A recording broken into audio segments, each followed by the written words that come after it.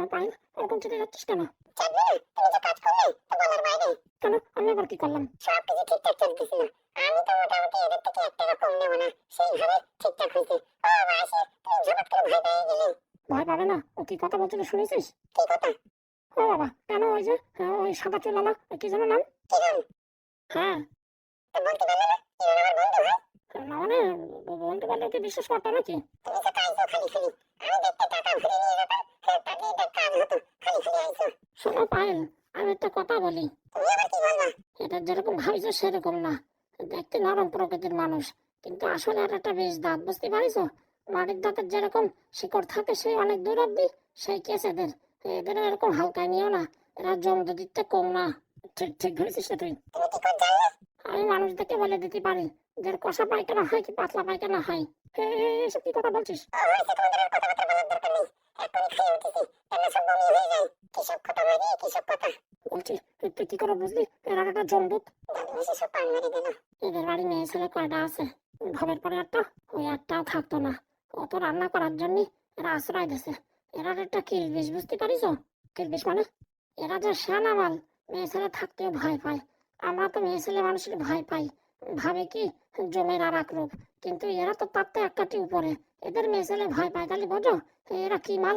আর এদের কাছে 6-7 লাখ টাকা নেবা মানে কি ফাজলামো নাকি? বলছি টাকা পয়সা দেবে না?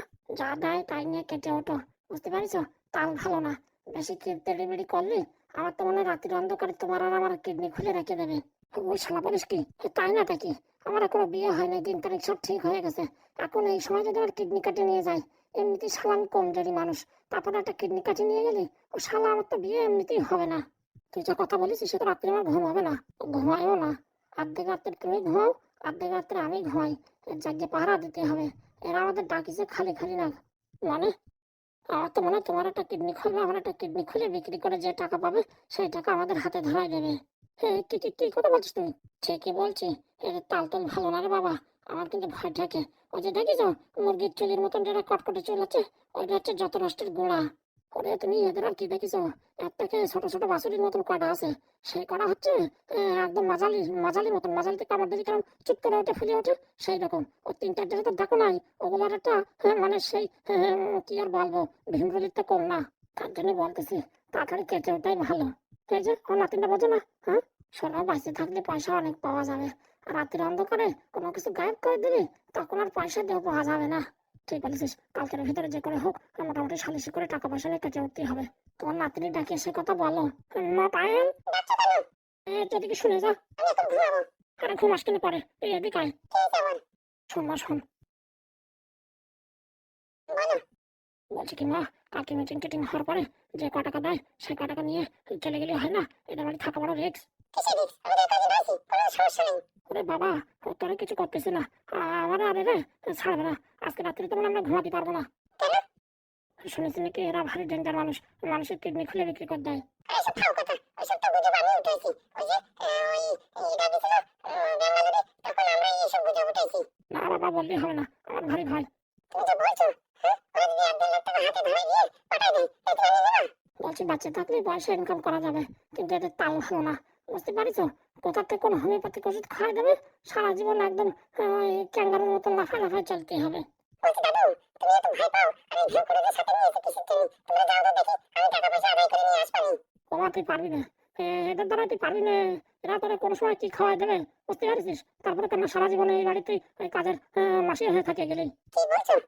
দেখিস না এবারে এই যে ধারনার বউ কাজ করে, সারাদিন গরুর মতন কাজ করে, কি করে কাজ করে?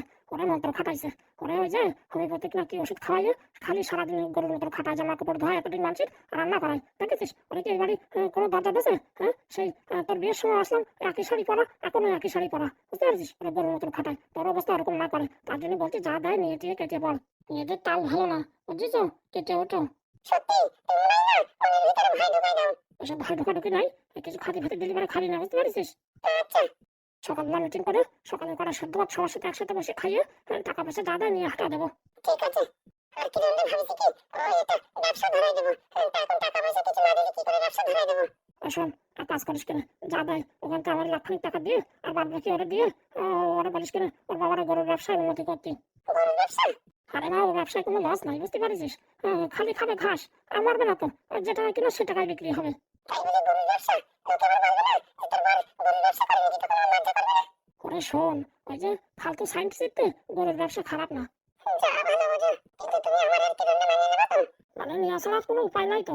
তাহলে ঠিক আছে, টাকা পয়সা না হলে চলবে। মানে আর ঝামেলা কি, ওই কথাই থাকলো, সকালবেলা যা দেয় মোটামুটি নিয়ে হাঁটা দেবো। ঠিক আছে দাদু, স্যার আপনাকে অসংখ্য অসংখ্য ধন্যবাদ। আরে বাবা, এইটুকু সাহায্যের জন্য তুমি ধন্যবাদ দিচ্ছ? না না, আমি যে আমার পুরোনো পেন্ডিং টাকাগুলো এত তাড়াতাড়ি পেয়ে যাবো শুধুমাত্র আপনার জন্য। ওটুকু তো আমার কর্তব্য। অনেক অনেক উপকার হয়েছে স্যার, এই টাকাগুলো এখন বাড়িতে পাঠিয়ে দিতে পারলে আমার ডাইভোর্সের কাজটা শেষ হয়ে যায়। তা বলছি বাবু, তোমার পার্সোনাল ব্যাপারে জিজ্ঞাসা করা তো ঠিক হবে না, তবু আর কি জিজ্ঞাসা করছি। হ্যাঁ স্যার বলেন। বলছি, বিয়ে টিয়ে করার টরার কোনো ইচ্ছা আছে নাকি? না স্যার, একটা করেই যন্ত্রণা, আর আমি বিয়ে করতে চাই না। আরে না না, যদি তুমি করো আমার জানাশোনা যদি মেয়েটা থাকে খুঁজে দিতে দিতে পারি। স্যার আপাতত তো ইচ্ছা নেই, এখন একটু ভবিষ্যৎটা গড়ে তুলে বাড়ির পরিস্থিতিটা একটু ঠিক করে ফেলে, তারপরে যদি দেখা যায় আমার মনের মতন কাউকে পেয়েছি তখন দেখবো। এখন আর বিয়ে থিয়ে করার ইচ্ছা নেই, আর ভবিষ্যতে ইচ্ছা নেই, পরেরটা পরে দেখা যাবে। সে তুমি যা করো বাপু তা করো, আমার মেয়েটাকে কিন্তু পড়ায় কিন্তু একটু পাস করে দিও। ও নিয়ে টেনশন করবেন না, ওর পড়াশোনার দায়িত্ব আমার, ওকে ফার্স্ট র্যাঙ্ক আনার দায়িত্ব আমার। তো বলছি, মেয়ের মাথাটা কেমন, পড়াশোনা মাথায় ধরে কি ধরে না? না না, খুব ভালো, একবার পড়াই মনে থাকে। হ্যাঁ, আমার মেয়ে তো ছোটবেলা থেকে আমরা মোবাইল দিইনি, তার জন্য ওর মোবাইল দিকে মনোযোগ দেয় না, শুধু পড়াশোনার দিকে মনোযোগ। তার জন্যই বোধ হয় একবার বললেই মাথায় ফিট হয়ে যায়। বলছি বাবা, খাওয়া দাওয়া করে উপরে গিয়ে রেস্ট করো। বলছি স্যার, এখন তো টাকাটাও পেয়ে গেছি, আর কোয়ার্টারটাও মনে হয় পেয়ে যাবো, তা আমার এই কোয়ার্টারে চলে গেলে হয় না? এই দেখো, তোমার আগে কি বলেছি, ওইসব কটাটা হাবি যাবে খাবার খেয়ে তোমার শরীর খারাপ হয়ে যাবে। তোমার বাড়ি থাকো, কোনো টেনশন নেই। তাহলে বলছি স্যার, ওই খাওয়া দাওয়ার বাবদ কিছু টাকা নিতে হবে মাসে। এই কেমন কথা বললে তুমি, তুমি তো পর করে দিলে। হ্যাঁ, না মানে স্যার, রোজ দিন এইভাবে ফ্রিতে খাওয়া ভালো লাগে না। আসলে বাবা তুমি আমাদের নিজের মানুষ মনে করো না, নিজের মানুষ মনে করলে এইসব টাকা পয়সার কথা কি বলতে? তাহলে স্যার ঠিক আছে, আমি মাঝে মাঝে বাজেট টাজেট করবো। হ্যাঁ সেটা করতে পারো, সেটা কোনো ব্যাপার না, কিন্তু টাকা পয়সার কথা আর কোনোদিন বলবা না, কিন্তু বলে দিচ্ছি। আচ্ছা স্যার। যাও, হাত পা ধুয়ে আসো, খাওয়া দাওয়া করে রেস্ট করো। ঠিক আছে। এই দিনা হোমওয়ার্ক যেগুলো দিয়েছি করেছো? হ্যাঁ স্যার করেছি। ঠিক আছে। বলছি আমার বান্ধবীরা আসলে পড়তে বসবে স্যার।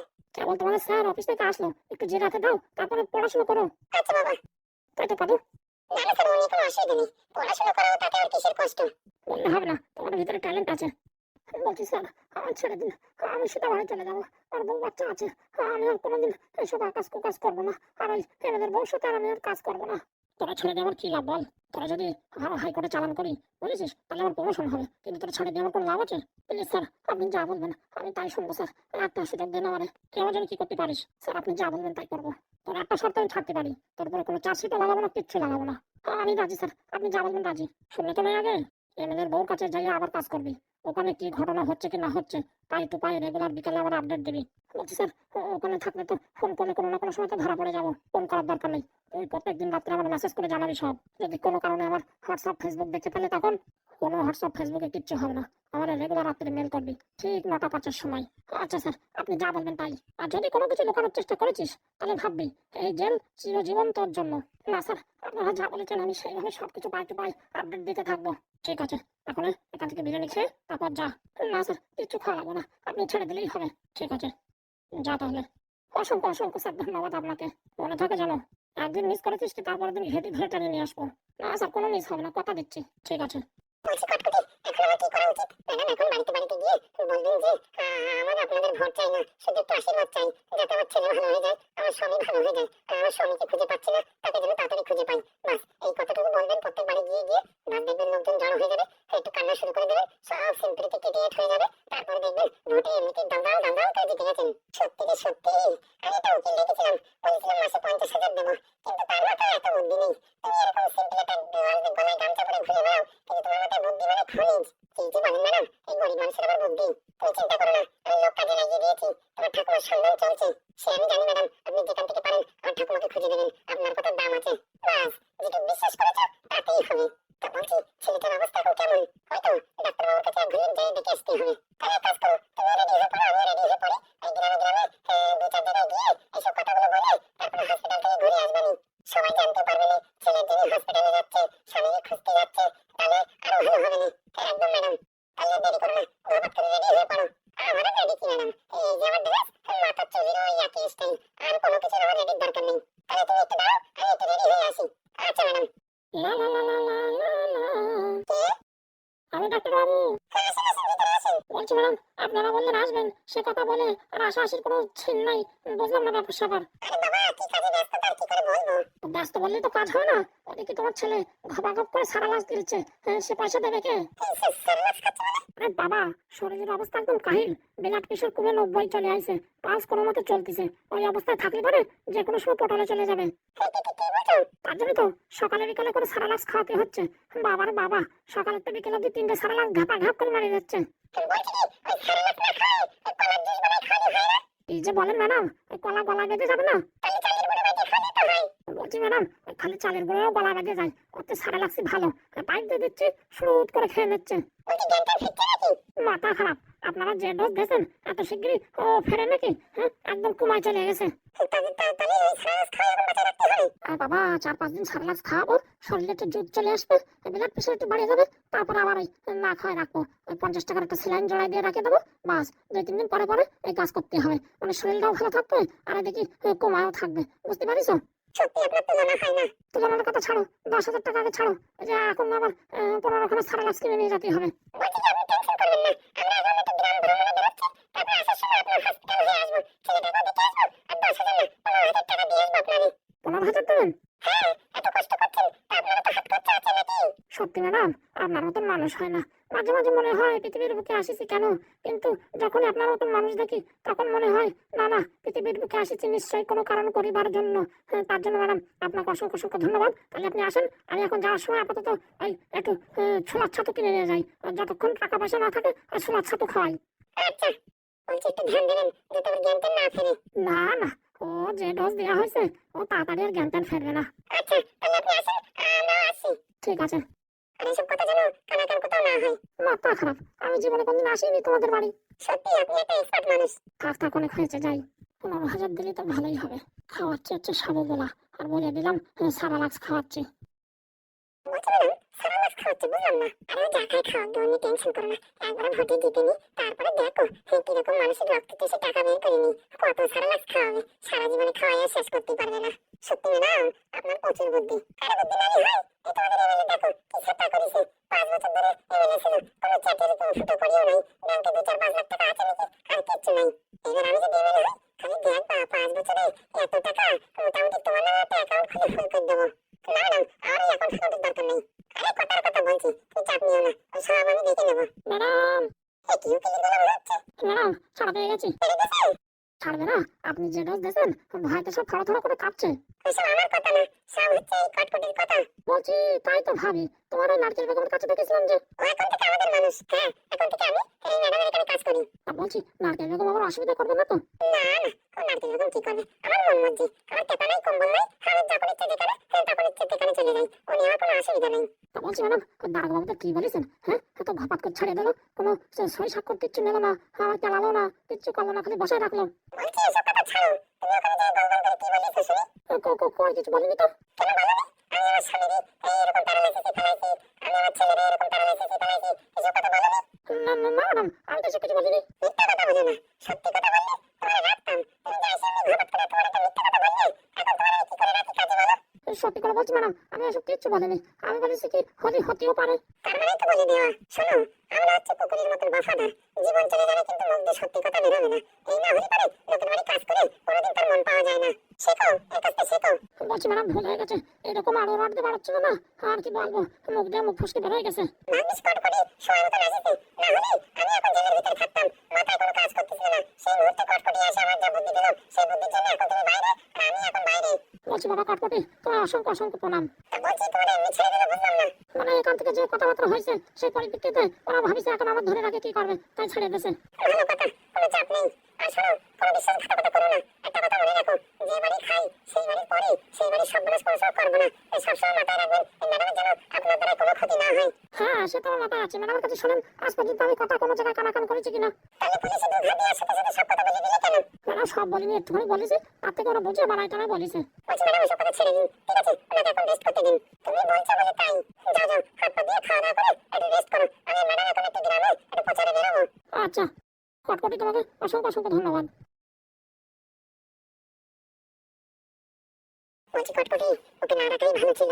ও আমাদের সম্পর্কে সবকিছু হয়তো পুলিশে বলে দিয়েছে, কিন্তু ম্যাডাম আমিও জানি, তার জন্য তো চোখের সামনে রাখলাম। এখন আমরা যদি এখান থেকে খেতে দিতাম না, হতে পারতো নারকেল বাবুর সাথে যোগাযোগ করে সবকিছু বলে দিত, উগলাই দিত, তখন আপনি কি করতেন? তখন তো আপনার কমজোরি হয়ে যেত। কিন্তু এখন যদি আমরা এখানে যা করছি সব যদি পুলিশে বলে দেয়, সে তো 100% বলবে। তো ওইসব কথা বলবে বলে তোর এখানে পাঠাইছে, তাই তোর ছাড়তো নাকি? পেদাই চামড়া গোটাই নিত। ও এখন এখানে যা হয় সবকিছু পাই টু পাই ফোনে বলবে, নয়তো এসএমএস করে জানাবে। এত কিছু জানা সত্ত্বেও তুমি ওকে রেখেছো? দেখেন ম্যাডাম, এই কটকটির কামাল, ওর চোখের সামনে সবকিছু হয়ে যাবে, কিচ্ছু ধরতে পারবে না। আর ওরা যদি এখান থেকে ঠেলে দেন না, নির্ঘাত ওই নারকেল বাবুর সাথে যোগাযোগ করে আমাদের পান মারার চেষ্টা করবে। তার জন্য চোখের সামনে থাকবে, ভালো ব্যবহার করবো, ওর হাতের তাল দিয়ে আমরা ফোনা দিয়ে বেরোয় যাবো, টের পাবে না। বলছি বাবা কটকটি, তোর বয়স কত? এই তো 18 বছর পড়েছে। সত্যি তুমি যে কথা বলা, তোমার যে মানে মাইন্ড, মানে একদম বলার বাইরে। গরিব পরিস্থিতিতে ম্যাডাম পড়াশোনা করতে পারিনি। নির্ঘাত তুমি যদি পড়াশোনা করতে না, বিশাল বড় একটা উকিল ফকিল হতে। আপনার আশীর্বাদ মাথায় থাকলে পারে আপনার সঙ্গে কাজ করে আমি সেই পর্যায়ে পৌঁছে যেতে পারবো। আর তুমি তো এখন পার্মানেন্ট অ্যাসিস্ট্যান্ট, আমার কোনো চাপ নেই। তোমার ঠাকুরে খুঁজে দিই, তারপরে ওই পাশে একটা ঘর বানিয়ে দেবো, ওখানে থাকবে তুমি, ঠিক আছে? বিয়ে থা যা করো সবকিছু আমার দায়িত্ব। হ্যাঁ, এই আধুনিক একটু আশীর্বাদ করবেন, তাতেই হবে। কিন্তু তুমি একটা কথা দাও যে আমার ছেলে তুমি নারকেল বেগমের কাছে কোনোদিন যাবে না। তোমার যত আবদার সব আমি পূরণ করবো, কিন্তু তুমি নারকেল বেগমের কাছে কোনোদিন যাবে না। শুনুন ম্যাডাম, আমি গরিব হতে পারি, আমার চরিত্র অত খারাপ না। আমার যখন মানুষ তো ধোকা দেয়, তখন একজনের ছেড়ে একজনের কাছে যাই, নয়তো কোনোদিন যাই না। প্রথমত এমএলএ বাবু এই বাড়িতে আমার আনিছিল, আমি তো যেতাম না, কিন্তু আপনারা আমার পিঠ পিছে অনেক কথাবার্তা বলেছেন, আমি শুনেছি। তার জন্য দুঃখে যন্ত্রণায় নারকেল বাবুর সাথে যোগাযোগ করেছি।